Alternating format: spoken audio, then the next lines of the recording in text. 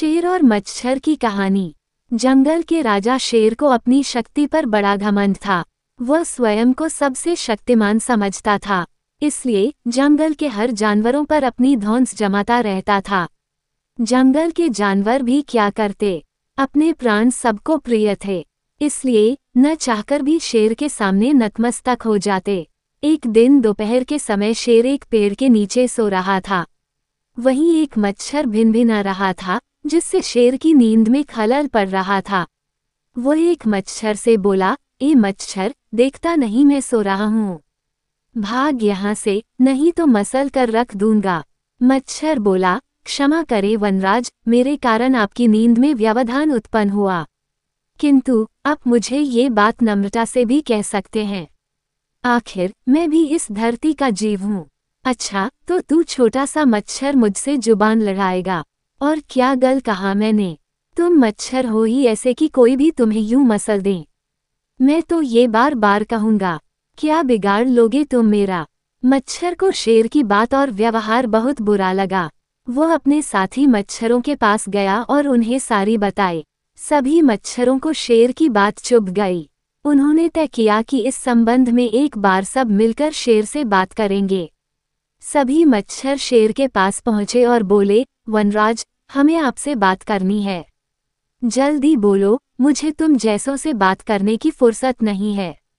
शेर बोला, वनराज, आप होंगे बहुत शक्तिशाली, किंतु इसका अर्थ ये कतई नहीं है कि आप अन्य जीवों और प्राणियों का मजाक उड़ाएं या उन्हें नीचा दिखाएं। मच्छर बोले, मैंने जो कहा सच कहा।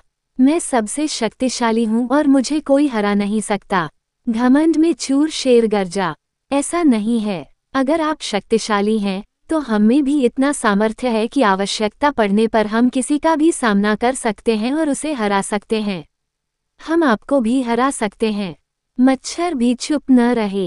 ये सुनकर शेर हंसते हुए बोला, तुम लोग मुझे हराओगे? तुम लोगों की इतनी हिम्मत कि मेरे सामने आकर ये बात कहो? मेरी शक्ति का अंदाजा नहीं है तुम्हें, अन्यथा ऐसा कभी नहीं कहते। अभी भी समय है, भाग जाओ यहाँ से, नहीं तो कोई नहीं बचेगा। शेर के घमंड ने मच्छरों को क्रुद्ध कर दिया। उन्होंने ठान लिया कि इस शेर को मजा चखा कर ही रहेंगे।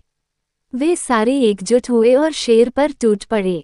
वे जगह जगह उसे काटने लगे। वह दर्द से कराह उठा।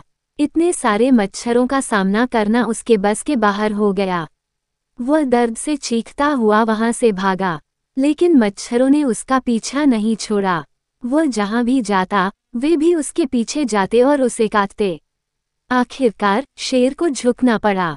उसने हार मान ली। वह मच्छरों के सामने गिपड़ गिराने लगा, मुझे बख्श दो, मुझसे गलती हो गई, जो मैंने तुम्हें तुच्छ समझकर तुम्हारा मजाक उड़ाया और तुमसे बुरा व्यवहार किया। आज तुमने मेरा घमंड तोड़ दिया है।